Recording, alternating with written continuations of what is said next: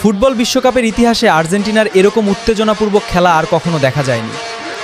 প্রত্যেকটি ম্যাচে তারা এমনভাবে ফিরে আসে যে তাদেরকে কেউ আটকাতে পারে না। আর্জেন্টাইন সমর্থকরা দেখতে একবারে শ্বাস বন্ধ হওয়ার মতো হয়ে যায়। প্রতিটি ম্যাচ তারা এমন সময় ফিরে আসে যে সময় সবাই হাল ছেড়ে দিয়েছিল। আর্জেন্টিনা প্লেয়াররা প্রথম এমনভাবে খেলেছে যে দর্শকরা প্রায় হাল ছেড়ে দিয়েছিল। সবাই ভেবেছিল আর সময় কোথায়, খেলা হয়তো এখানেই শেষ।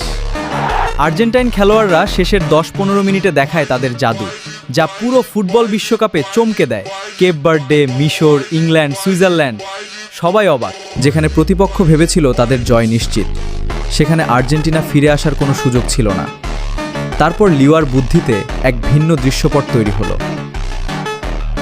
লিওর শিখান উৎসাহর জেরে আর্জেন্টাইন প্লেয়াররা ঝাঁপিয়ে পড়ে প্রতিপক্ষের উপর।